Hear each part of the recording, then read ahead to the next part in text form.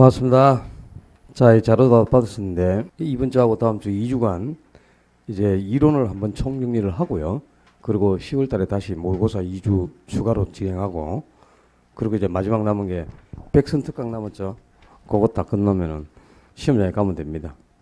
자료 보시면 알겠지만은 몰라, 이게 자료가 압축돼 있어서 공부가 좀 덜 돼 있는 사람들은 봐가지고 뭔지 잘 모르는 사람도 있을 거고 그럴 거예요. 공부가 좀 돼야 이게 정리를 할 수 있는 건데, 부연 설명을 해가면서 볼 테니까. 이론은 여기 있는 거 테마가 55개로 정리되어 있죠. 요것만 정리하면은 뭐 시험에 하던 대비는 다 쓴다고 봅니다. 그 다음에 또 추가적으로 뒤쪽에 계산 문제가 이제 35문제 편제가 되어 있는데, 계산 문제도 우리 시험에 출제될 수 있는 유형을 여기 다양하게 수록해 놨습니다. 35 유형으로. 이 중에서 이제 모든 걸 다 해결하려고 하지 말고 올해 시험에 예상되는 게 있거든요. 꼭 나올 문제가 있어. 그 문제를 한 10개 정도 선별을 해가지고 10개 정도 유형만 익혀요. 그러면은 6개 정도는 맞출 수 있지 않을까 이렇게 싶습니다. 계산 문제도. 지금 그 핵심 백선을 만들고 있는 중인데 거의 90% 정도 만들어졌거든요. 자료가. 백선 자료를 여러분들이 이해를 하고 그것만 소화를 시키면은 시험에 들을 일이 절대 없습니다. 그 100문제에 그냥 모든 걸 다 담아놨어요. 그 속에 다 있습니다. 다 시험 문제가. 근데 올해 시험이 조금 난이도가 어렵게 나올 게 예상이 되기 때문에, 그죠? 백선도 문제가 수준이 조금 높아요. 그러니까 이 공부가 조금 돼 있으면 답이 딱딱 들어오지만, 그렇지 않으면 뭐가 답인지를 분간을 못할 정도로, 그 정도로, 그죠? 난해한 문제들도 많이 있습니다. 그것만 해결이 돼야, 이제 그 백선이 해결이 돼야 여러분들이 시험장에서 이제 60점 이상을 획득해가지고 민법의 점수를 보태줄 수 있는 수준이 되거든요.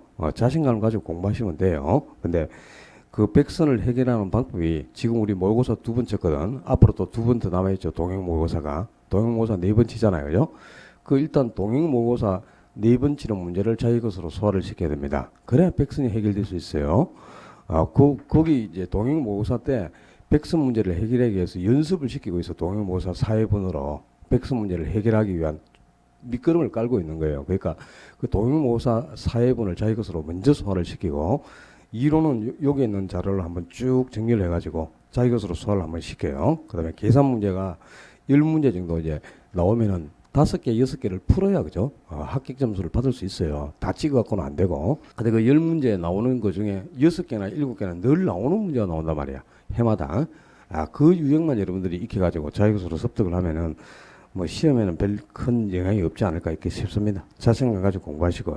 핵심 1번부터 그 5번까지가 이제 총론 부분이죠. 요 총론 부분에서 3개 정도가 예상이 되거든요.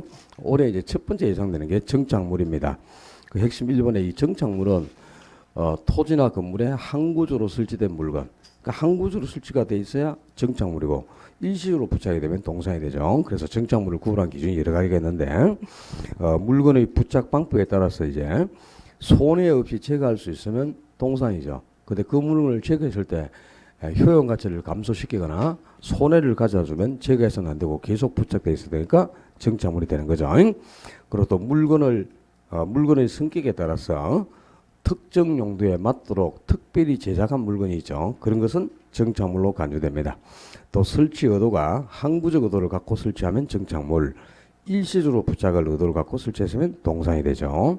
그리고 당사자 관계에서 임대인이 설치를 하면 정착물이지만 임차인이 설치하면 임대 기간 동안에만 한시적으로 부착되어 있는 거니까 동산으로 간주가 되죠. 또 추가로 이제 당사자의 합의 유무에 따라서 계속 두고 가겠다, 떼가지 않기로 합의를 하면 정착물로 간주가 되고, 두고 갈 걸 합의하지 않고 임대기간이 끝나거나 뭐 이랬을 때 떼갖고 가겠다, 나중에 떼어갈 걸 합의하면 동산이 되겠죠. 그리고 주물과 종물 관계에 따라서 주물이 정착물이면 종물도 당연히 정착물이 됩니다. 그러니까 우리 문에 이 부착된 자물통은 지금 계속 부착되어 있어야 되니까 당연히 정착물이죠.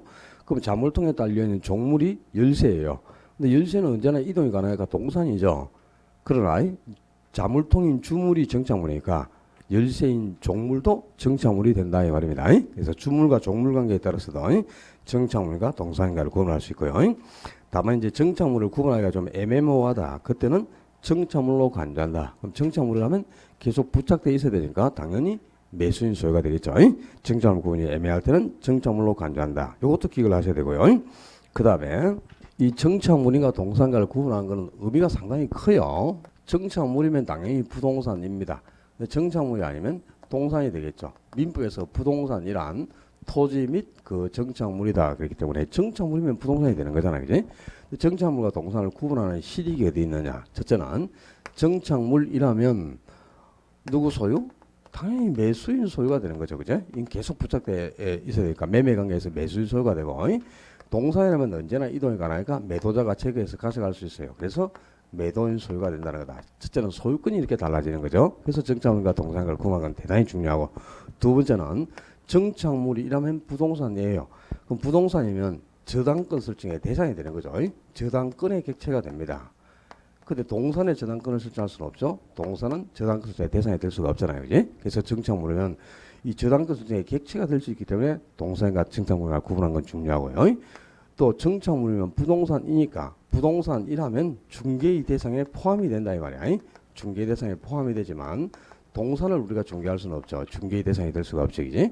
그리고 또 정착물이라면 임대도 가능합니다. 우리가 부동산을 임대하는 거잖아요. 그지? 그러니까 정착물로 간주가 되면 임대의 대상에도 포함이 된다는 겁니다. 근데 동산을 임대할 수는 없죠. 동산은 사용대차의 대상만 되는 거예요. 그래서 이게 정착물이나 동산을 구분한 거는 이런 데서 실익이 있죠. 특히 정착물은 매수인 소유가 되고 동산은 매도자 소유가 된다. 그래서 정착물을 구분하기가 애매할 때는 정착물로 간주해서 매수인 소유가 된다. 이 기억을 하셔야 되겠고, 그 다음에 여기 도표 속에 정착물로 간주되는 물건이 있고 또 정착물은 아니고 동산으로 간주되는 대표적인 물건들이 있죠. 이건 이제 임대인이 설치를 하면 정착물이고 임차인이 설치하면 동산이라 그랬어요. 그 다음에 경작 노력이 없는 나무, 경작 노력을 요하지 않는 나무 어떤 게 있나요? 우리가 1년에 한 번씩 열매는 계속 수확을 하지만 나무는 한 장소에서 계속 고정되어 있는 것들이 있죠. 그러니까 밤나무, 감나무, 대추나무, 사과나무, 배나무, 포도나무 이런 것은 열매는 수확을 하지만 나무는 한 장소에서 열해 동안 계속 자라지 않습니까? 이런 거는 계속 고정되어 있는 정착물입니다. 근데 이거하고 이제 비교할 게 경작 수확물이에요. 그러니까 1년에 한 번씩 우리가 수확을 하는 농작물이죠. 매년 단위로 수확되는 농작물. 뭐 벼, 보리, 무, 배추, 고구마, 옥수수, 감자, 마늘, 콩 이런 게 있죠. 이런 것은 수확을 하는 순간 이동이 가능한 물건이니까 동산으로 간주되는 대표적인 물건입니다. 그래서 경작 수확물은 동산이고 경작 노력을 요하지 않는 나무나 또 자연식생, 단연생 식물, 한 장소에서 열해 동안 자라는 식물은 당연히 그런 정착물로 간주가 됩니다. 원래 식물은 동산이에요. 그죠? 잠깐 서식하고 없어지니까. 근데 단연생 식물, 꼭 단연생이라는 용어가 들어가야죠. 여러 해 동안 한 장소에서 고정되어 있다는 뜻이죠. 이건 정착물입니다. 그리고 가식 중인 수목이라든가 또 판잣집, 비닐하우스, 뭐 신문 가판대라든가 컨테이너 박스, 공중전화 박스 이런 것은 대표적으로 동산으로 가져오는 대표적인 물건입니다.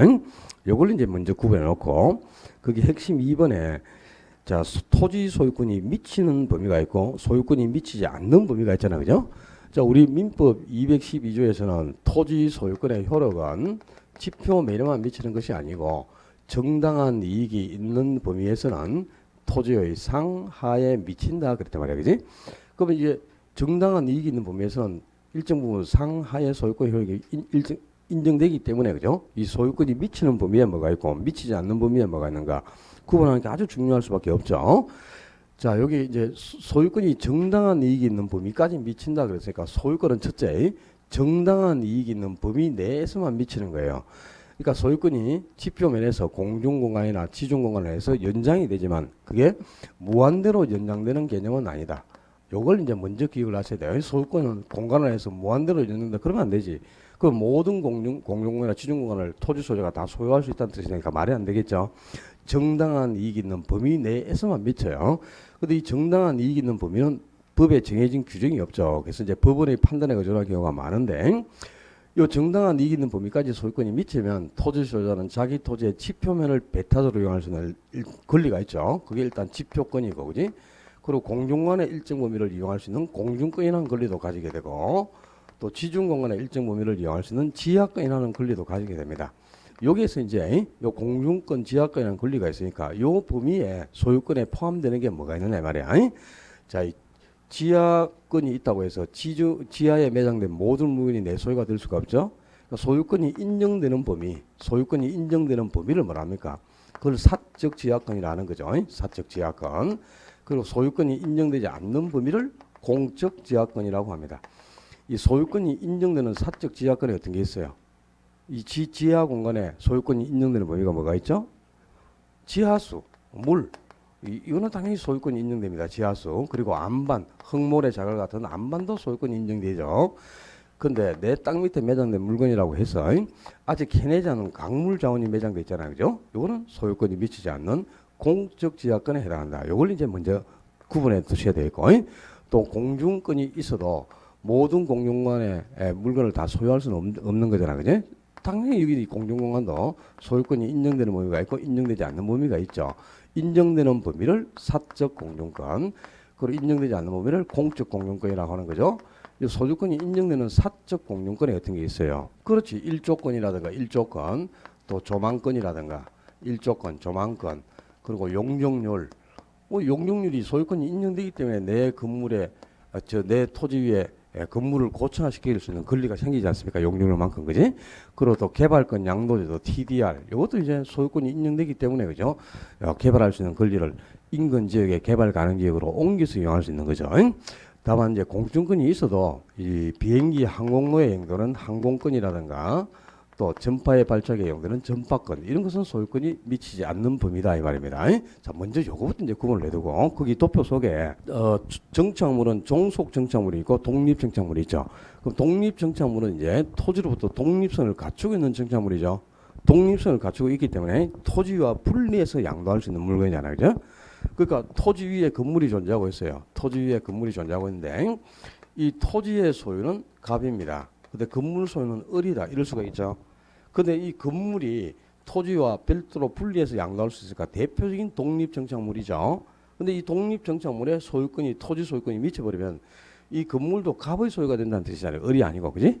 그러니까 독립성이 있는 독립정착물은 토지 소유권이 미치지 않는다 그래야 됩니다. 토지와는 별개로 취급되는 물건이잖아요. 독립성이 있으면, 그죠? 그건 소유권이 미치지 않고, 이제 독립성이 없이 부착된 물건이 있죠. 종속 정착물, 뭐 수목이나 수목 집단, 도로, 육교, 터널, 담장, 울타리, 우물, 아스팔트, 구거 이런 게 있잖아요.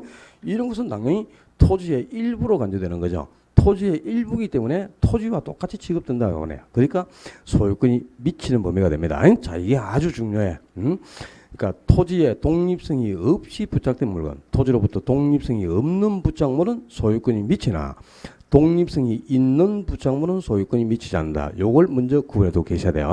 자, 요런 것들이 이제 시험에 나오면 어려운 포인트예요. 그래서 먼저 이제 정착물에 대해서 한 문제를 예상을 해놓고, 두 번째, 핵심 3번의 토지의 용어, 뭐 이리 여러분이 익히 다 알고 있는 거죠, 그죠? 필지하고 획지는 이제 법에서 쓰는 용어가 뭐죠? 필지, 등기법이나 지적법에서 쓰는 등기 등록의 단위가 필지인데, 이 필지는 하나의 지분이 붙는 등기 등록의 단위. 이 입에서 기계적으로 딱 나올 게, 그지?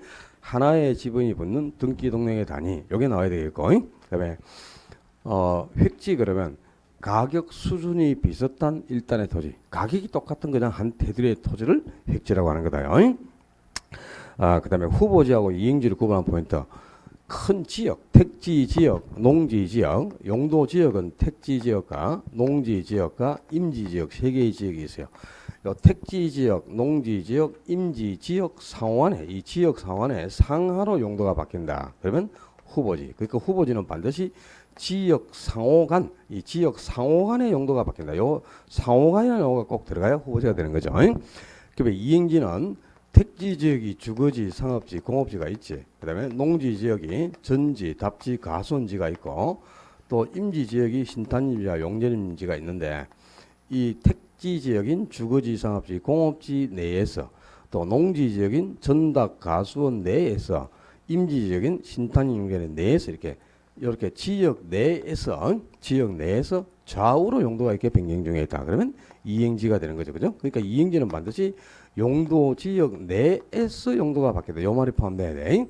지역, 용도 지역 상원의 용도가 바뀐다. 그러면 후보지. 지역 내에서 용도가 바뀌면 이행지, 상호간이냐 이행지냐를 가지고 후보지 이행지를 비교하는 거고요. 그리고 후보지는 상하로 용도가 바뀐 거니까 반드시 그지? 상하로 용도가 바뀐다면 지목이 변경될 수밖에 없죠. 주거지하고 상업지의 지목이 뭐야? 이 지목이 되죠. 공업지의 지목은 공장용지 장이고, 그지? 전지의 지목이 전, 답지의 지목이 답, 가수원지의 지목이 과입니다. 신타님이나 용재림의 지목은 임야죠. 그럼 후보지는 상하로 용도가 바뀌기 때문에 임야가 답이 되든 답이 장으로 바뀌든 전이 대로 바뀌든 무조건 지목 변경을 수반할 수밖에 없어. 이 후보지는, 그지? 근데 이행지는 좌우로 용도가 바뀌는 거니까 농지 지역 내에서 용도가 변경되면 지목이 반드시 변경되죠. 그런데 택지 지역에서 주거지가 상업지로 용도가 바뀌면 대가 대로 가니까 지목 변경이 없잖아요. 그죠? 또 임지 지역 내에서 용도가 바뀌어도 지목이 변경되지 않습니다. 그래서 이행지는 지목이 변경될 수도 있고 변경되지 않는 경우도 있다. 여기까지를 기억해 놔야 돼요. 그 다음에 한 개 더 첨가. 이 후보지나 이행지를 평가할 때 후보지나 이행지를 평가할 때는 원칙은 용도가 바뀌기 전을 기준으로 합니까? 용도가 바뀐 후를 기준으로 평가를 합니까? 원칙은 용도가 변경된 후 종별을 기준으로, 변경 후의 종별을 기준으로 감정평가를 해야 돼요. 다만 이제 예외적으로 용도가 바뀌기 전, 예외적으로 용도가 변경되기 전의 종별을 기준으로 평가를 하는 경우도 있습니다. 어떤 경우? 성숙도가 낮을 때 딱 기억을 해둬요. 성숙도가 낮은 경우에는 변경 전의 종별을 기준으로 평가를 한다 이 말이야. 그러니까 요 지역이 지금 농지 지역이 택지 지역으로 용도가 바뀌고 있는 중이에요. 그럼 이런 토지를 우리가 후보지를 하지 않습니까? 근데 이 후보지를 평가할 때 원칙은 뭘 기준으로 평가하라? 바뀐 후가 택지잖아요. 그럼 택지로 보고 평가를 하라 그 말이야. 변경 후의 종별을 기준으로. 근데 지금 용도가 택지로 바뀌는 중인데도 한참이 지났는데도 뭐 일부만 용도가 바뀌었어요. 아주 성숙도가 낮고 속도가 아주 느리게 완만하게 용도가 바뀐다. 그런 경우에는 변경 전의 종별인 농지를 기준으로 평가를 하라 그런 뜻입니다. 자, 이 후보지나 이행지를 평가하는 기준까지 기억하셔야 된다. 후보지나 이행지의 원칙은 변경 후 종별을 기준으로 판정을 합니다. 다만 성숙도가 낮은 경우는 변경 후의 종별을 기준으로 평가한다. 이것도 기억해 놓고 그 다음에 유휴지, 공한지, 휴한지 5번, 6번 두 개, 또 세 개 용어가 비교를 돼야 되죠. 그지? 원래 이제 공한지나 유휴지는 목적이 똑같습니다. 어떤 목적이에요, 이거는? 투기 목적으로 방치하는 토지입니다. 투기 목적으로 방치하고 놀리고 있는 땅인데, 다만 도시에 있는 토지를 투기 목적으로 집가 상승만을 기다고 방치하고 있으면 공한지가 되고, 외곽에 있는 농지를 전혀 발암시키지 못하게 집가 상승만을 기다고 방치하고 있다. 그러면 유휴지가 되는 거예요.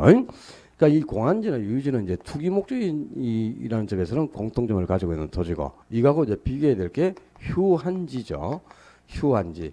한가하게 쉬고 있는 토지라. 그러니까 이거는 정상적으로 쉬게 하고 있는 토지입니다. 그러니까 뭐의 목적을 두고? 비옥도를 회복시킬 목적, 비옥도를 회복시켜서 토지의 지적 향상의 목적을 두고 아주 바람스럽게 쉬게 할 목적으로 쉬고 있는 토지가 바로 휴한지입니다. 그 휴한지는 정상적으로 쉬게 하고 있는 땅, 유휴지나 공한지는 투기 목적으로 방치하는 토지니까 구분을 하셔야 되죠. 그리고 특히 또 요즘 법지하고 빈지, 이것도 이제 자주 등장을 해요. 법지하고 빈지. 법지는 이제 법으로 소유할 수 있는 토지라. 그러니까 법으로 소유할 수 있으니까 개인에게 소유권은 인정해 준다는 뜻이죠. 그러나 전혀 쓸모가 없다. 그지? 활용 실익은 전혀 없는 윗집하고 아랫집 사이에 경사를 이루고 있는 경사 부분의 토지를 법지라고 하고, 개인이 소유할 수는 없으나 활용 실익이 매우 높은 주로 어디에? 해변에 있는 물가에 많은 바닷가에 있는 토지, 바다와 육지 사이에 해변 토지를 빈지라고 하는 겁니다. 근데 이 빈지는 이제 그 바다와 육지 사이에 있는 모래사장이죠. 그죠? 백사장. 이걸 이제 빈지라고 하는데, 요 빈지하고 이제 좀 빈지를, 그죠? 내면서 이제, 여러분을 현혹시킨 게 포락지라, 포락지. 이 포락지도 당연히, 그지? 물가에 있는 토지죠. 그러니까, 저, 하천 주변에 있는 토지가, 집안이 침식되어 무너져 내려가지고, 땅이 수면 아래로 잠겨버린 거지, 그지? 그, 하천변에 있는 토지가 개인이 가지고 있는 사유지였지만 그 수면 아래로 잠기고 하천으로 변한 땅, 이런 토지를 포락지라고 하는 거죠. 그지? 그 포락지하고 이제 빈지하고도 구분을 해두고 있어야 됩니다. 그 다음에 빈지하고 이제 법지가 비교가 됐으면, 자, 우리 부동산은 항상 기술적, 경제적, 법률이라는 3대 측면이 있죠. 그럼 3대 측면 중 이 법률적 측면하고 가까운 토지가 법지하고 빈지 중에 뭡니까? 이게 법으로 소유할 수 있으니까 법지가 당연히 법률적 측면과 가까운 토지가 되겠죠. 그리고 이제 빈지는 법으로 소유할 수 없지만 경제적으로 활용 실익이 아주 높은 토지죠. 그죠? 경제적 측면에서 가치가 높은 땅이니까 이 경제적 측면하고 관계가 깊은 토지가 빈지가 되는 겁니다. 요런 것들을 이제 하나씩 구분해 가시면 뭐 별로 어려운 게 없을 거고, 그지? 그다음에 부동산의 개념에서 이제 첨가해야 될 게, 여러분들이 3대 측면에서 부동산을 어떻게 구분하는가는 어느 정도 다 알고 있는 거지. 자, 기술적 측면에서 보면 부동산이 자연이다, 또 위치다, 공간이다, 환경이다. 그러니까 자연이나 공간, 위치, 환경은 기술적 또는 물리적 개념의 부동산을 뜻하죠. 근데 경제적 측면에서는 부동산이 자산이다, 또 자본이다, 뭐 생산 요소다, 소비자가 되기도 하고 상품이 되기도 하지 않습니까? 그지? 그리고 법률적으로는 협의 부동산과 광의 부동산으로 나누는데, 협의란 민법 99조에 규정된 토지와 정착물이고, 광의는 그 협의의 준부동산까지를 포함한 개념이다. 요 정도까지는 다 구분할 수 있죠. 그죠? 구분 못하면 내년에 보는 거고 뭐 그런 거지 뭐. 복합 부동산하고 복합 개념의 부동산은 다른 거죠. 자, 요 용어를 여러분들이 아직까지도 구분 못하면 안 됩니다. 복합 부동산은 두 개의 부동산이 결합됐다는 뜻이지. 그지? 그러니까 토지와 건물, 이 토지와 건물은 각각 별개의 부동산입니다. 각각 토지도 건물과는 별개, 토지도 건물과는 별개지만 이 별개의 두 개의 부동산이 딱 결합이 돼가지고 마치 한 개처럼 일체를 이루고 있다. 토지와 건물이 결합된 상태를 복합 부동산. 그 복합 개념의 부동산 그러면 뭐야? 기술적, 경제적, 법률적이라는 3대 측면의 부동산을 모두 포괄해서 복합 개념의 부동산이라고 한다 이 말입니다. 그러니까 복합 개념의 부동산은 3대 측면의 부동산, 복합 부동산은 토지와 건물이 결합된 상태로 일치를 이루고 있을 때 그때를 일컫는 말이다. 예, 두 개의 용어 구별해두면 되겠고요. 자, 이제 핵심 4번에 토지의 자연적 특성으로 가서, 이제 토지의 특성은 자연적 특성도 있고 인문적 특성도 있어요. 근데 우리 시험에 나오는 거는 자연적 특성이나 인문적 특성은 시험에 낼 것도 없고, 뭐 용도에 대해서 간혹 한번 지문으로 등장해도 왜 독립적으로 한 문제가 나올 만한 건 아닙니다. 올해 감전백과사 시험에서는 답이 토지의 특성에서 답이 용도의 다양성에서 답이 나왔어요. 그러니까 토지의 특성에 대해서 옳은 것을 골라라. 용도의 다양성은 토지에서 이행과 전환을 가능하게 하고 토지의 용도적 공급을 가능하게 하는 특성이다. 맞는 말이죠, 그죠? 그게 이제 옳은 질문으로 나왔고요. 용도의 다양성 그 외에 나머지 나올 게 없어. 인문적 특성은. 그러면 이제 자연특성이 초점인데 우리 시험은 주로 자연적 특성에서도 지금 최근에 답을 요구하는 거는 부동성, 그 다음에 부정성, 영속성 요 세 가지에 집중적으로 문제를 출제하고 있습니다. 세 가지 특성에서 물론 뭐 개별성도 지문으로 나오겠지만 그죠? 답을 요구하는 포인트는 부동성하고 영속성, 부정성 세 가지라. 그러니까 요 세 가지에서 파생되는 특징은 어느 정도 정리가 딱 돼 있어야 되는데 부동성에서 가장 많이 나오는 단어가 뭐죠? 부동성, 토지의 위치는 물리적으로는 이동될 수 없다. 물리적으로 위치가 고정되어 있다. 또 부동성이란 토지의 위치는 경제적 위치가 변화될 수 없다는 뜻이다. 이런 소리 하면 안 되고 자, 여러분이 꼭 기억해야 될 게 그지? 자연적 특성이란 자연적 특성은 토지 그 자체가 지니고 있는 물리적 성질이에요. 물리적 성질. 이 물리적이라는 말이 무슨 말이죠? 인간의 힘으로 절대 변화시킬 수 없다 이 말이야. 그러니까 절대로 변화되지 않는 성격이 자연특성입니다. 그러니까 항상 자연특성에는 요 말이 나와야 돼. 물리적. 그래야 변화가 안 된다는 뜻이라. 근데 이 자연특성을 대표하는 게 뭐 있어요? 부동성, 그지? 그다음에 또 영속성, 그리고 부정성, 뭐 개별성, 인접성 이런 특징이 있잖아, 그지? 특히 요 세 가지에서 이제 부정성, 영속성, 뭐 부동성 여기서 이제 주로 답을 요구하는데 부동성 그러면 토지는 물리적으로 위치가 이동되지 않는다. 항상 물리적으로 그래야 돼. 경제적으로 또 위치가 이동되지 않는다. 그러면 안 되고. 근데 부정성은 뭐? 토지는 물리적으로 양이 증가되지 않는다. 그래야 됩니다. 또 부정성이란 토지는 용도적인 면에서도 양을 증가시킬 수 없다는 특징이다. 맞아, 틀려요? 틀린다니까. 용도적이나 경제적이라는 말은 변화 가능하다는 뜻이에요. 그러니까 위치를 이동시킬 수도 있고 용도적이나 경제적이라는 말이 나오면 위치가 이동이 가능하다 이렇게 되는 거고 또 양도 증가될 수 있다 이렇게 되는 거야. 아셨죠? 그럼 영속성은 뭐? 토지는 물리적으로 소모되지 않는다. 물리적으로는 아무리 오랜 시간이 흘러도 마모되거나 소모되지 않는다. 이렇게 되는 겁니다. 항상 이 자연 특성을 대표하는 성격에서는 요 물리적인 용어가 꼭 나와야 돼. 토지는 물리적으로 위치를 이동시킬 수가 없다. 그게 바로 부동성이죠. 그럼 위치가 고정돼 있으니까 항상 토지가 있는 그 고정된 장소에서 모든 활동이 이루어져야 되죠. 그래서 첫 번째 딱 떠올라야 돼. 이렇게 부동산 활동을 국지화시킨다. 주어진 위치상에서 모든 게 이루어지게 한다는 거죠. 그 부동산에서 나오는 가장 대표적인 지문이 바로 부동산 활동을 국지화시킨다. 요거고, 요거하고 이제 비슷하게 또 혼란스러운 게 부동산 활동을 집약화시킨다. 토지 이용을 집약화시킨다. 집약적으로 토지를 이용하게 한다. 이건 어떤 특성? 부정성이 되는 거죠. 그죠? 이런 용어들이 이제 구분돼야 되는 겁니다. 부정성은 토지 이용을 집약화시키는 원인, 부동성은 부동산 활동을 국지화시키는 근거, 이런 게 이제 구분돼야 되겠죠. 또 위치가 고정돼 있으니까 동산과 부동산을 구별하는 근거가 되고, 또 동산과 부동산의 공시방법을 달리하는 근거, 그죠? 또 임장 활동, 현장에서 직접 조사하는 임장 활동이나 그리고 정보 활동을 요구하는 근거, 특히 정보 활동을 요구하는 근거가 부동성이다. 요거 알아두면 좋죠. 정보. 위치가 고정되어 있으니까 사전에 정보를 알아야만 손실을 보지 않고 그 이동이 안 되니까 손해 없이 그 손실을 보지 않으려면 사전에 미리 정보를 알아야 하는 겁니다. 그래서 정보 활동을 요구하는 근거도 부동성. 요것도 이제 자주 나오죠. 그다음에 7번에 거기 보면 지방자치단체의 조세 수입이 발생하는 근거. 요게 이제 최근에 나온 건데, 그지? 각 지방자치단체마다 조세 수입이 생길 수 있는 근거가 위치가 고정돼 있어서 그래요. 그래서 대구에 있는 토지는 대구시에서 지방시를 부과하지 않습니까? 그럼 그 수입이 대구시 재정이 되고, 또 저기 부산에 있는 토지는 부산시에서 세금을 부과해서 그 수입이 부산시의 수입으로, 조세 수입으로 남게 되죠. 지방자치단체마다 조세 수입이 발생하는 근거, 이런 게 부동산에서 비롯된 특징이고요. 그다음에 영속성, 그러면 이제 소모되지 않는 특성이잖아요. 그죠? 이 시간이 아무리 오래 흘러도 결코 마모되거나 훼손되거나 소모되지 않는다. 그런 물리적으로는 소모가 안 되니까 물리적 측면에서는 감가가 생길 수가 없죠. 토지의 물리적 감가 상각이 배제된다. 자, 올해 이제 시험에 나올 만한 지문이, 그지? 토지에서 물리적 감가 상각이 배제되게 한다. 배제된다는 말이 감가 상각 이론이 적용되지 않는다 이 말이죠. 그게 바로 영속성입니다. 올해 지문으로 등장할 확률이 매우 높습니다. 감가 상각이 적용되지 않게 하는 근거.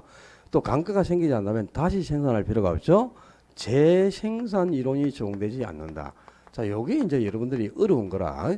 자, 부정성이 뭐야? 양이 증가되지 않는 성격이죠. 왜 증가가 안 됩니까? 생산이 불가능하기 때문이잖아요. 그지? 그러니까 아무리 많은 생산비를 투입해도 양이 1cm도 늘어나지 않는다. 그게 부정성 아닙니까? 그럼 부정성은 토지에 아무리 많은 생산비를 투입해도 양이 증가될 수 있기 때문에 부동산은 생산비 법칙이 성립될 수가 없죠. 생산비 법칙이 성립되지 않는 것은 부정성입니다. 근데 재생산 이론이 적용되지 않는다. 이거는 영속성이다. 재생산은 똑같은 물건을 다시 생산해내는 거죠. 그럼 재생산을 한다는 말은 반드시 소모가 전제된다는 뜻이지. 소모되지 않는다면 다시 생산할 필요가 없잖아요. 이걸 이제 여러분들이 구분을 못하더라고. 생산비 법칙이 성립되지 않는 건 부정성. 재생산 이론이 적용되지 않는 것은 영속성. 그 다음에 또 영속성, 그러면 가장 많이 나오는 게 소유이익과 이용이익을 분리하여 획득하게 한다. 이 소유이익이 다른 말로 뭡니까 이게 교환에 대한 대가, 교환에 대한 대가로 가격을 뜻하는 겁니다. 이게 교환에 대한 대가로서 가격을 의미하고, 이용이익이 용이익에 대한 대가, 사용 수익 함으로써 받는 대가가 뭐야? 임대료죠. 그러니까 보유기간 중에는 용이익의 대가인 이용이익, 임대료를 획득할 수 있고, 또 처분 시에는 타인의 현금과 교환을 하면서 토지의 가격을 획득할 수 있잖아요. 그죠? 이걸 각각 보유기간 중 처분 시 따로따로 분리해서 획득할 수 있죠. 근데 타인에게 토지를 사용 수익했을 때 소모가 생기면 이 임대료는 획득할 수가 없는 거잖아요. 소모되지 않는 영속성 때문에 보유기간 중 처분 시에 각각 따로따로 이 두 가지 이걸 분리해서 획득할 수 있고, 또 이걸 획득하려면 뭐 해야 돼? 임대를 해야 되니까 부동산에 임대차 시장이 발달한다. 또 한 번 공급하면 소모가 안 되고 시장이 그대로 남아 있어요. 그래서 재고 시장이 형성될 수밖에 없다 말이야. 임대차 시장이 발달하고 재고 시장이 형성되는 원인이 바로 영속성 때문이죠. 또 토지는 가치 보존력이 우수해서 투자재로 선호된다. 그리고 지금 현재 이용하고 있는 토지는 미래 후대들이 물려받아서 이용을 해야 되니까 항상 현재만 고려해서 토지를 이용해서는 안 돼요. 먼 안목을 가지고 장기적 배려의 토지를 활용하자 이 말이야. 부동산 활동 시에 장기적 배려를 요구한다. 또 관리의 중요성을 부각시킨다. 이런 것들이 영속시에서 비롯되는 성격이에요. 그다음에 부정성 뭐 최근에 가장 자주 등장하는 특성이죠. 그죠? 토지는 아무리 많은 비용을 투입해도 양이 1cm도 늘어나지 않는다. 고로 여기서 이제 중요한 게 토지는 우리가 갈수록 부족해 줄 수밖에 없죠. 그지? 아무리 저 생산비를 들여도 양이 증가되지 않으니까 토지 부족 문제의 근본이 되고 부족할수록 귀해져 희소성이 증가한다면 토지의 희소성을 증가시키고 희소할수록 귀하게 이용을 해야죠. 집약적으로 그죠? 토지를 아껴가면서 토지의 면적은 적게 그게 이제 자본을 많이 투입해서 집약적으로 토지를 이용해야 됩니다. 조방적으로 이용하는 게 아니고 토지 이용을 집약화시키는 원인 여기 이제 가장 많이 나오죠. 그리고 또 귀한 물건일수록 수요자들이 서로 가질라 그래. 그러니까 수요자 경쟁을 야기시킨다. 부동산에서 공급자가 아닌 공급자 경쟁이 아니라 수요자 경쟁을 야기시키는 원인이 된다. 그리고 귀한 물건일수록 필연적으로 또 구매 경쟁하니까 지가가 상승하죠. 지가 상승을 야기시키는 원인. 또 지대가 발생하게 합니다. 무슨 지대? 토지의 공급이 비탄력지 때문에 토지에서 생기는 지대가 뭐죠? 경제 지대를 발생시키는 원인이 되냐 말이야. 지가 상승을 유발하고 경제 지대를 발생시키는 원인이 바로 부정성 아닙니까? 그지? 그리고 이제 부정성 그러면 물리적으로는 아무리 많은 관점에서도 물리적으로는 양을 증가시킬 수가 없다. 물리적으로 양을 증가시킬 수 없는 특성이 부정성이라. 근데 용도적 관점에서는 토지도 양을 증가시킬 수가 있죠. 그죠? 용도적 측면에서는 경제적 측면에서는 양이 증가하게 된단 말이야. 물리적으로 양이 증가되지 않는 것은 부정성 때문에 증가되지 않기 때문이죠. 그러나 경제적 측면에서 양이 증가되는 것은 어떻게 이게 용도적이나 경제적으로 양이 증가된다는 말은 어떻게 토지의 양이 증가되는 겁니까? 이거는 일시적으로 이용을 전환하거나 용도를 전환해서 토지의 양이 증가되는 걸 뜻합니다. 그러니까 예를 들어서 공유수면을 매립해 가지고 바다를 메웠다. 그럼 공유수면을 매립한 만큼 토지의 양이 증가했죠. 그죠? 바다를 메워서 공유수면을 매립한 만큼 토지의 양이 증가했잖아요. 또 산을 우리가 깎아가지고 주택을 지었어. 그리고 산지를 개발해서 주거지로 이용을 하거나 농지로 활용할 수도 있죠. 그러면 없던 농지나 주거지가 늘어난 거잖아. 그죠? 토지의 양이 증가했어. 근데 그것도 물리적으로 양이 증가된 것은 아니다 이 말이야. 이거는 일시적으로 이용을 전환하거나 용도를 전환해서 토지의 양이 증가한 겁니다. 이렇게 양이 증가되는 걸 경제적 공급이라는 거죠. 근데 이 경제적 공급을 가능하게 하는 특성이 뭐고? 그건 용도의 다양성이 있기 때문에 가능하다 이 말이야. 이런 게 이제 용도를 전환해 가면서 토지를 이용하는 거. 이런 걸 이행과 전환 이렇게 표현하는 거야. 후보지나 이행기처럼 용도를 변경해 가면서 이용하는 게 있죠. 이런 게 이제 이행과 전환이죠. 용도를 변경하는 거. 이렇게 해서 토지의 양이 증가될 수는 있습니다. 그러니까 이제 시험에 자주 나오는 게 요걸 이제 응용해서 지문이 이렇게 나오죠. 공유수면을 매립하여 토지의 양이 증가하는 것은 물리적으로 토지의 양이 증가된 것이다. 맞아 틀려요? 안 된다니까. 물리적으로는 절대 양이 증가되는 게 아니야. 그러니까 부정성은 예외가 없어요. 예외가 없다. 그러니까 공유수면을 매립하여 토지의 양이 증가된 것도 부정성의 예외가 아니다 그래야 돼. 예외가 있으면 부정성이라는 성격이 없겠죠. 그지? 증가되지 않는 성격이 부정성인데 예외가 있다 그러면 물리적으로 양이 증가될 수 있다는 뜻이잖아요. 그러니까 당연히 틀린 거지. 그지? 그러면 부정성이라는 특성도 없는 거야. 그러니까 공유수면 매립을 통해서 토지의 양이 증가되는 것은 부정성의 예외가 아니다. 이건 뭐다? 일시적인 이용 전환에 불과하고 이렇게 토지의 양이 증가되는 걸 경제적 공급이라 한다 이 말입니다. 또 이걸 또 응용해서 또 이렇게 또 나오죠. 토지는 부정성으로 인해 용도적인 측면에서도 양을 증가시킬 수 없다. 맞아 틀려요? 용도적 하고 나오면 증가가 가능하다 해도 그러네. 그러니까 항상 변화가 안 되는 거, 증가될 수도 없고 이동될 수도 없고 변화가 안 되는 거는 물리적인 용어가 나와야 되고 용도적 경제기란 말은 변화가 가능하니까 증가도 가능하고 이동도 가능해진다 그래야 됩니다. 용어가 아셨어요? 그러니까 토지는 부정성으로 물리적인 면에서는 양이 증가되지 않는다. 그러나 용도적인 면에서는 양을 증가시킬 수 있다. 이렇게 되겠죠. 그죠? 또 토지는 부동성으로 물리적으로는 위치를 이동시킬 수 없다. 부동성 때문에. 그죠? 그러나 용도적 경제적 측면에서는 위치가 이동될 수 있다. 이렇게 되는 겁니다. 경제적 측면에서 위치가 변화 가능하죠. 이 위치가 변화 가능한 성격이 있지. 어떤 특성이 있어요? 3회 때 모의고사에 나왔는데 부동성은 토지의 토지의 경제적 위치가 변화되지 않는 성격을 맞춘다. 맞아 틀려? 틀렸다 해도 그러네. 항상 변화되지 않는 말은 무슨 말? 물리적인 요가 나와야 된다 해도 그러네. 물리적으로는 토지의 위치는 변화되지 않아요. 이런 위치를 우리가 물리적 위치를 하잖아. 그지? 물리적으로는 변화되지 않는다. 물리적으로는 토지의 위치는 변화될 수가 없어. 변화되지 않는 말이 이동이 안 된다는 뜻이죠. 이런 위치를 절대적 위치 또는 물리적 위치를 하잖아요. 이거는 당연히 변화가 안 되지. 어떤 특성으로?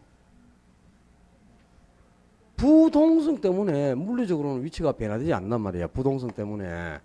그러나 경제적 측면에서는 경제적 또는 용도적 측면에서는 경제적이나 용도적 이건 같은 말이야. 우리 부동산에서는 경제적 용도적 측면에서는 위치가 변화되기도 한다니까. 이렇게 변화가 가능한 위치를 뭐라 그래요? 그걸 상대적 위치 또는 경제적 위치라고 한다고. 근데 상대적 위치가 변화된다. 이거는 어떤 특성이 있어서 그래? 위치가 변화 가능한 성격이 뭔데?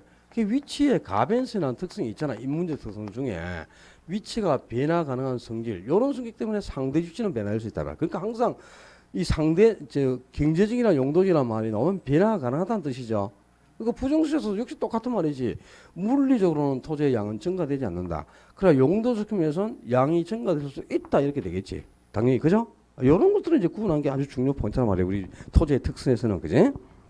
그다음에 최근에 이제 부정성 그러면 토지는 개인이 사용하고 있지만 그지? 생산 자체가 불가능하니까 사익도 중요하지만 그에 못지않게 공익도 중요해. 그래서 토지가 공공복리를 이용할 목적으로 사용토록 하자. 토지는 그러니까 사회성과 공공성을 요구하는 제하죠. 그러니까 토지를 공익 실현을 위한 목적으로도 활용토록 하자는 걸 뭐라 그러죠? 그걸 토지 공개념. 이 토지 공개념 제도가 도입되는 근거. 이것도 부정성이고. 그다음에 또 토지는 귀하기 때문에 그죠? 갈수록 귀해요. 생산 자체가 안 되니까. 귀한 물건일수록 가지고 싶죠. 그죠? 근데 그것도 나눠 갖는 게 아니고 혼자만 갖고 싶지. 그게 뭐고? 뭐라고? 혼자만 갖고 싶은 게 뭐야? 독점 소유욕이라는 거다. 독점 소유욕. 토지의 독점 소유욕을 유발한다. 이런 게 바로 부정성에서 비롯되는 대표적인 성격이 되겠습니다. 이런 용어들을 기억해놔야 돼. 그다음에 이제 개별성. 토지는 물리적인 관점에서는 어떤 경우에도 동일한 토지는 존재하지 않는다. 전부 다르다 이 말이야. 개별적이란 말이야. 그지? 그래서 비동질성. 또 전부 다르니까 대체를 시킬 수가 없다. 그래서 개별성을 비대체성이라고 하는 거죠. 물리적으로는 토지는 어떤 경우에도 대체란 존재할 수가 없어요. 이 대체라는 것은 동일한 물건이 있어야만 대신 사용하는 대체가 가능해지는 겁니다. 근데 토지는 물리적으로는 똑같은 게 있을 수가 없으니까 물리적 측면에서는 대체란 존재할 수가 없죠. 물리적으로 대체를 불가능하게 만드는 특성. 그게 바로 개별성이라. 그래서 개별성을 비대체성이라고 한다 이 말이야. 물리적으로 대체를 불가능하게 만든다. 그래서 비대체성 이렇게 표현하는 거죠. 다 이것도 이제 구분해야 될 게 물리적으로는 대체는 개별성 때문에 어떤 경우도 불가능합니다. 그러나 용도적인 관점에서는 토지도 어느 정도 대체가 가능해져요. 용도적인 측면에서는 어느 정도는 대체가 가능합니다. 이거는 주변 토지와 접해 있기 때문에 그죠? 인접 토지 상환에는 동일한 용도로 대체를 시켜서 이용할 수가 있어요. 그래서 인접성이 있으므로 용도적으로는 대체가 가능합니다. 그럼 이것도 이제 개별성이란 토지는 용도적인 면에서 대체를 불가능하게 만드는 특성이다. 그럼 틀린 거지. 용도적인 면에서 용도적 경제적이란 말이 나오면 변화가 된다는 뜻이라니까. 그러니까 대체가 가능해진다 이래야 되겠죠. 다만 어떤 면에서 대체가 불가능하다고? 물리적인 면에서. 토지는 물리적인 면에서는 대체 관계가 제약된다. 대체를 불가능하게 만드는 특성. 그게 바로 개별성이고요. 그 다음에 똑같은 토지가 없으니까 모든 현상이나 활동이 물건별로 따로 이루어지겠죠. 가격도 물건별로 형성되고 수익도 물건별로 따로따로 존재합니다. 그래서 부동산 현상이나 활동을 개별화시키고 독점화시키고 구체화시킨다. 즉 물건별로 모든 활동이 이루어지게 한다는 거야. 그리고 한 개의 가격은 절대 성립할 수 있을까? 일물일가 법칙이 성립되지 않는다. 뭐 이런 것들이 개별성에서 비롯되는 성격이겠죠. 그런데 인접성 그러면 외부 효과를 야기하는 원인, 또 지역 분석이 필요한 건 물론 외부 효과나 지역 분석은 부동성하고 인접성 두 가지 특성에서 다 필요되는 성격입니다. 부동성과 인접성 두 가지 성격이 외부 효과를 야기하는 원인이 되고 또 지역 분석이 필요한 근거가 되죠. 근데 인접성에서 주로 나오는 거는 경계 문제를 야기시킨다. 뭐 인접하고 있으니까 경계가 존재하는 거잖아요. 소유와 관련하여 경계 문제를 야기하는 원인이 된다. 그 다음에 개발이익 환수 제도의 논리적 근거를 제공해준다 이 말이야. 개발이익 환수제도의 근거. 자, 외부 효과는 정의 외부 효과가 있고 부의 효과가 있죠. 1번지, 2번지, 3번지 토지가 있어. 근데 2번지가 지금 현재 주거지역으로 이용되고 있는 중이라. 1번지에 쾌정한 공원을 정부가 딱 조성해줘요. 그러니까 이 공원이 주거지역 주민들에게 긍정 영향을 미쳐서 아주 큰 혜택을 주죠. 여기서는 이제 정의 효과가 발생했죠. 근데 이 주거지에 인접한 3번지 지역에 어울리지 않는 신발 공장이 딱 입주해버리면 이 공장이 이 주거지역 주민들에게 나쁜 영향을 미치겠죠. 부의 효과가 발생한단 말이야. 그지? 이 부의 효과를 제거하기 목적으로 이 공장을 다른 지역으로 이전시키게끔 용도 지역을 이렇게 전체를 변경해 주는 게 뭡니까? 부의 예효과를 해결하고자 하는 우리나라의 실천은 가장 대표적인 토지 정책이 뭐고 도대체? 그냥 기계적으로 이제 지역지구제하고 바로 나와야 될 건데 지역지구제는 부의 효과를 제거하나 감소시킬 목적으로 시행하는 대표적인 토지 정책 아닙니까? 그지? 그 다음에 그 부의 효과를 제거할 목적으로 시행하는 게 지역지구제고 또 정의 효과를 해결할 목적으로 시행하는 정책이 뭐라? 자, 정부가 1번지를 정부가 개발을 해가지고 쾌적한 공원을 조성해 주니까 인접하고 있는 2번지 지역 주민들만 혜택이 있어요. 그죠? 이걸 그냥 두면 행평을 유지할 수가 없잖아요. 그래서 1번지의 개발로 인해 인접 토지 소유자가 획득한 이익을 환수하자. 그게 뭐야? 개발 이익 환수. 요 개발 이익 환수 제도 요게 등장하는 게 바로 정의 효과를 대체하는 수단이에요. 그 개발 이익 환수 제도나 지역 지구제를 지정하는 근거가 바로 부동성과 인접성 두 가지지. 그지? 요 토지가 서로 접해 있으니까 좋은 영향, 나쁜 영향을 받는 거고 또 이동시킬 수가 없단 말이에요. 2번지를. 위치가 고정돼 있으니까 부동성 때문에. 그래서 두 가지 특성이 개발이익 환수제도의 근거가 되고 지역 지구제의 근거가 되잖아. 또 정의 외효과, 부의 효과. 요 외부 효과를 이야기하는 원인이 뭐? 부동성과 인접성. 위치가 고정돼 있고 접해 있으니까. 그지? 부동성과 인접성이고 또 요 부동산을 지금 평가하고 해. 그럼 요 부동산은 이 지역에 속해 있으면서 밀접한 영향을 받아서 가격이 형성되잖아요. 그래서 이 지역의 가격 형성 요인을 분석하는 작업. 그게 뭐야? 지역 분석. 그 지역 분석이 필요한 근거도 바로 부동성과 인접성이라 그러면. 한꺼번에 이제 다 기억을 해야지. 부동성과 인접성이 외부 효과를 야기하는 원인이 된다. 또 부동성과 인접성은 개발이익 환수제도의 근거가 된다. 또 지역 지구제의 근거가 된다. 그죠? 또 지역 분석이 필요한 근거가 된다. 이게 다 부동성하고 인접성하고 밀접한 연관을 갖고 있는 거죠. 두 가지 특성이지. 자, 토지의 자연적 특성은 올해도 예상되는 거는 박스형 문제가 예상되거든요. 지문에 5개 정도를 넣어가지고 옳은 지문으로 올바르게 묶인 것은 이렇게 올해 나올 겁니다. 문제가 뭐 예상되는 게 딱 그렇게 나올 거야. 그러니까 각각의 특성에서 파생되는 국주한 내용들은 몇 가지 다 점검하고 있어야 돼요. 이 문제 특성은 여러분이 그냥 봐. 용도의 다양수밭 쭉 적어해 보시고 자, 그 총론 부분은 요것으로 마무리하고 핵심 6번부터가 이제 경제이론 수요와 공급 이론입니다. 이 경제이론은 수요 공급하고 그다음에 경기 변동 이렇게 크게 구성이 되어 있죠. 수요 공급에서만 5개 정도, 최소한 5개 아니면 6개, 경기 변동에서 1개 아니면 2개, 요 정도를 예상해 봐야 돼요. 자, 핵심 6번에 수요량의 변화하고 수요의 변화는 구분하죠. 구분한다 그러죠. 그런데 왜 시험만 내면 틀리지? 수요량의 변화를 가져오는 요인은 뭐죠? 해당재와 가격입니다. 그죠? 그러면 해당재와 가격. 그럼 자, 해당재와 가격만 수요량의 변화를 가져오는 요인이고 수요량의 변화가 생길 때는 곡선상에서 수요 곡선상에서 점이 이동하는 거죠. 그죠? 자, 수요 곡선은 어떤 형태를 지니죠? 우하향한단 말이야. 이 우하향하는 곡선이 수요 곡선이죠. 그죠? 그지? 왜 수요 곡선은 우하향합니까? 가격과 수요량이 반비례하기 때문에 가격이 하락하면 수요량도 증가하고 가격이 상승하면 수요량이 감소하기 때문에 이 곡점을 연결하니까 곡선이 우하향 곡선이 되죠. 그죠?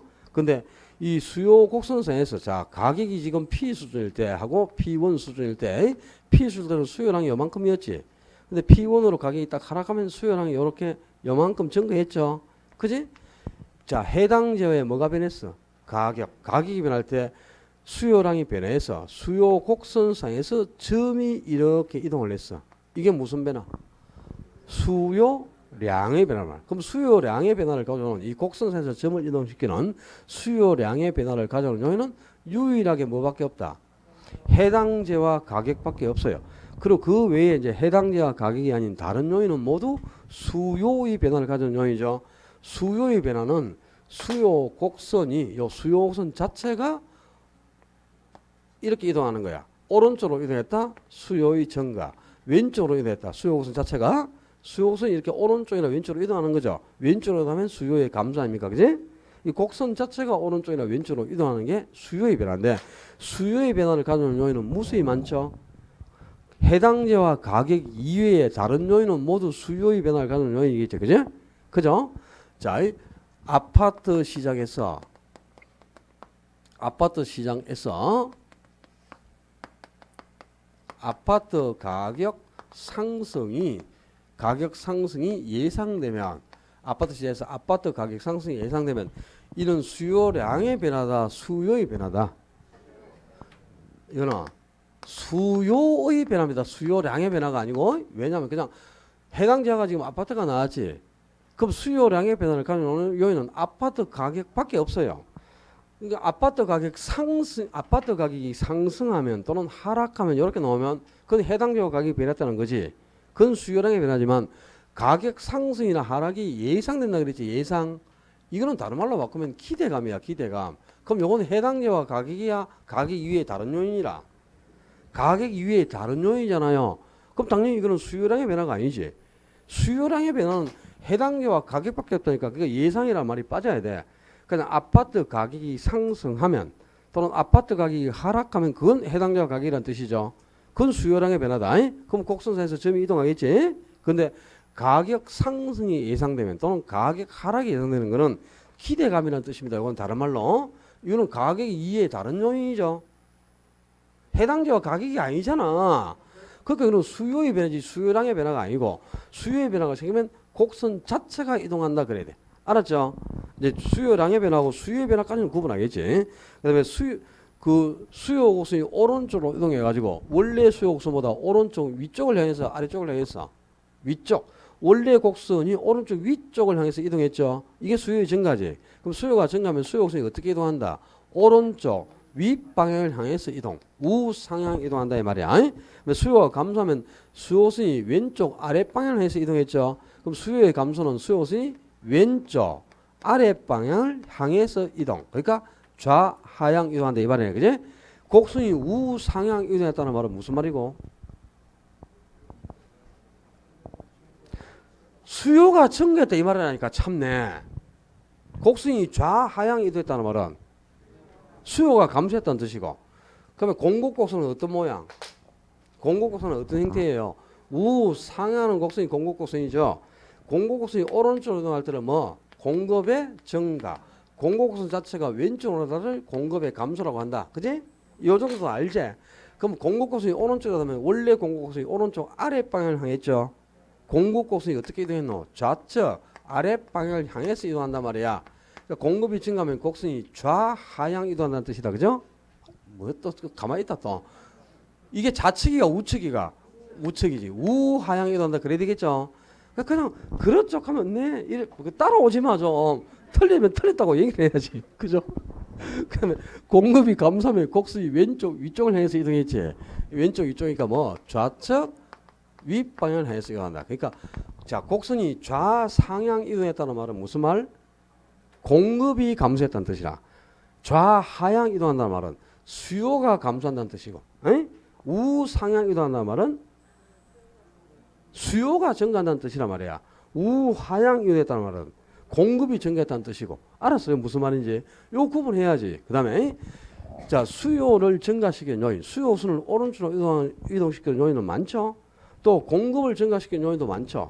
그죠? 자 수요 공급을 동시에 증가시키는 요인하고 많이 있는데 거기 도표에 한번 봐봐. 핵심 7번에 그지? 거기 수요의 증가 요인하고 공급의 증가 요인을 비교해 놨어요. 그지? 근데 거기 처음에 고유 요인이라고 되어 있는 게 있죠. 자 인구가 증가한다. 수요 증가하죠. 소득 증가도 수요 증가하죠. 그죠? 소비자의 기호가 변해도 수요가 증가하는데 이 기호라든가 소득이나 인구는 오직 수요에만 영향을 주는 수요적 고유 요인이다 이 말이라. 무슨 말이냐면 그러니까 그 인구나 소득, 소비자의 선호도, 기호 이거는 공급에는 아무런 영향을 주지 못한다는 뜻입니다. 그러니까 소득이 증가하면 수요만 증가하고 공급에는 아무 영향이 없어요. 그 다음에 공급의 증가로 인해 생산비가 하락하면 공급 증가하죠. 또 기술이 발달해도 공급이 증가하고 매도자 수가 늘어나도 물량이 넘치니까 공급이 증가하는 요인이 되죠. 그런데 이 생산비가 하락하고 기술이 발달하는 것은 공급만 증가시키는 요인이지 수요에는 아무런 영향을 주지 못한다 이 말이야. 거기 고요요인이라면 그 말이라. 생산 비용이나 기술 수준, 매도자 수는 공급에만 영향을 주는 요인이고 소득이나 인구, 선호도 이건 수요에만 영향을 주는 요인이다 이 말입니다. 무슨 뜻인지 알겠어요? 그 다음에 반대 방향 몰라도 상관없어. 거기 가운데 표에 그건 좀 이따 보고 동일 방향. 그 동일 방향은 그 뭐야? 수요하고 공급을 똑같이 동시에 똑같이 변화시킨다는 거죠. 예를 들면은 금리가 하락했어요. 이자율이 하락하면 수요 증가하죠. 또 금리가 하락하면 공급도 증가하죠. 공급자도 이자율이 하락하면 자금 차입에서 활발하게 아파트 생산 공급하려고 한단 말이야. 그지? 또 세율 인하돼도 수요 증가하고 공급도 증가합니다. 규제가 완화될 때도 수요 증가하고 공급 증가하죠. 그럼 이 금리라든가 공급상의 규제라든가 세금 이런 것은 수요와 공급에 동시에 영향을 주는 요소다 이 말이네. 그지? 수요와 공급에 동시에 영향을 주는 요소다 이 말이야. 그 다음에 우리 수요 측면에서 자 대체제, 보완제 이거 엄격하게 구분을 했지. 대체제는 두 제가 만족도가 비슷하기 때문에 이것 대신 저것 서로 대신 사용할 수 있는 두 제를 대체제. 보완제는 서로 보완이 이루어져야 되니까 이런 따로따로 사용해서는 의미가 없죠. 그러니까 함께 사용할 때 더 큰 만족을 주는 두 제와 같이 써야 되는 거, 함께 사용해야 되는 게 보완제. 이것 대신 저것 대신 쓰는 게 대체제 아닙니까? 그지? 그럼 X제, Y제 두 제화가 있는데 대체제는 X 대신 Y, Y 대신 X 대신 구매하는 거죠. 그죠? 근데 X제만 가격이 상승해버린다. X제 가격 상승하면 X제 산다 안 산다? 안 사겠죠. 가격과 수량은 반비례하는 거니까. 그럼 대신 뭘 사? Y제를 더 많이 사는 거지. 그럼 Y제 수요 어떻게 된다? 증가하는 거죠. 그래서 이 두 제화의 가격, X하고 Y제 이 두 제화의 가격과 수요가 동일반으로 변하고 있죠. 가격과 수요가 동일반인 제화를 대체제. 보완제는 이제 함께 써야 되니까 X를 사면 Y도 사고 X 안 사면 Y를 안 사요. 근데 X제만 가격이 상승해 X의 가격이 상승하면 X를 사지 않겠죠. 그래서 함께 사용하는 Y제 덩달아 살 이유가 없지. 함께 쓰는 거니까. 그지? 그럼 Y제 수요 어떻게 된다고? 감소하겠지. 감소해가지고 두 제와의 가격하고 수요가 어떻게? 반대 방향이죠. 이걸 가지고 이 대체 보완제 구분했잖아. 그지? 그럼 자 수요가 증가하기 위해서는 대체제는 가격이 상승할 때 수요가 증가하네요. 그럼 보완제는 보자. 자, 요게 이제 가격과 수요가 반대 방향이라고 그랬거든. 그럼 요게 수요가 증가하려면 가격이 어떻게 돼야? 하락해야 되겠죠. 그래야 가격과 수요가 반대 방향에 대해서 보완제가 되겠지. 그지? X의 가격 하락하면 X에 많이 사요. X에 많이 사면서 함께 쓰는 Y제도 덩달아 많이 구매를 한단 말이야. 그래서 Y제 수요 증가하겠지. 그래서 가격과 수요가 반대 방향이 보완제 아니야. 그지? 그럼 보완제는 수요가 증가하려면 가격이 어떻게 돼야? 보완제는 가격이 하락할 때 수요가 증가해요. 대체제 가격은 상승할 때 수요 증가. 보완제 가격은 하락할 때 수요가 증가하는 거죠. 그죠? 이걸 구분하기 위해서 이제 대체제와 보완제를 가격과 수요의 방향을 가지고 구분해야 되는데 그게 반대 방향 해가지고 보시면 공급 측면에서는 대체제하고 보완제 가격이 반대가 되어 있잖아요. 수요하고. 그죠? 그러니까 공급은 대체제 가격은 하락해야 공급이 증가하고 보완제는 가격이 상승해야 공급이 증가하게 되는데 공급 측면에서는 안 나와 시험에. 그러니까 알려고 하지 마라 이 말이야. 그게 알았죠? 대체제와 보완제 가격은 공급 측면에서는 잊어버리는 게 좋아요. 모르는 게 혼란스러우니까 그냥 수요 측면에서만 딱 기억하란 말이야. 자 수요가 증가하려면 대체제는 가격이 상승할 때 보완제는 가격이 하락할 때 수요가 증가한다. 자 요 잊어버리면 안 돼요. 공급 측면에서는 알 필요 없어. 그 다음에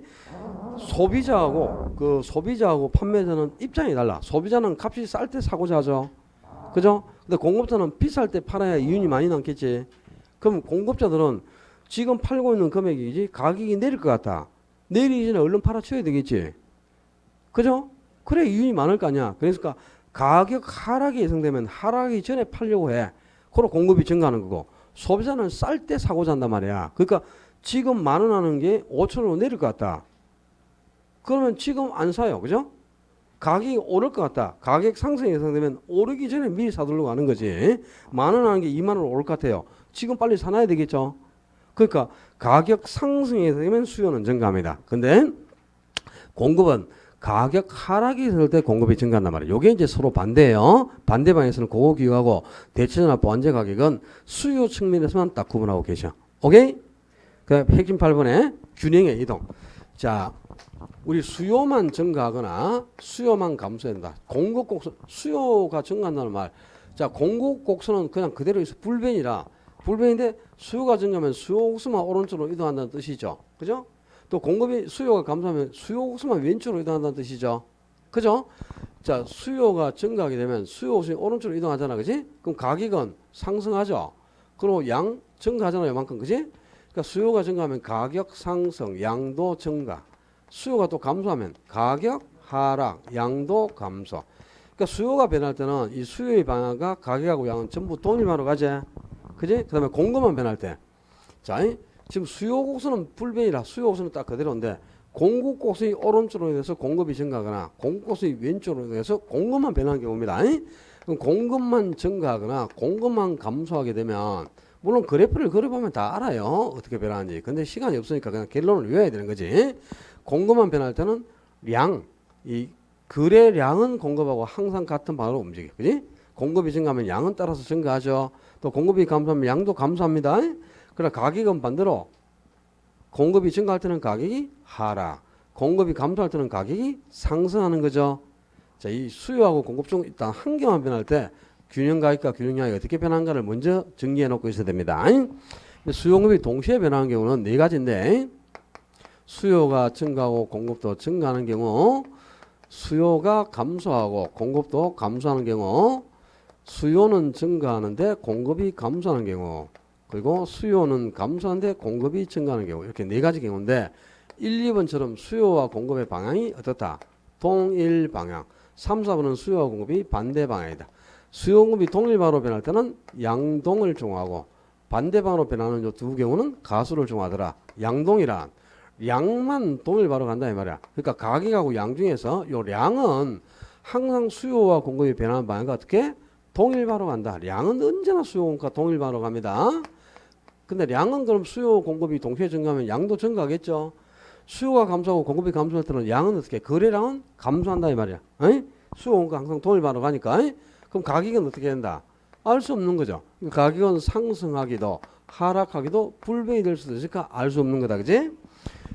그럼 수요와 공급이 반대 방향으로 변할 때는 가수. 가수란 가격은 수요를 따라간다는 뜻이죠. 그죠? 그러니까 균형 가격, 요 가격은 항상 수요와 같은 방향으로 가요.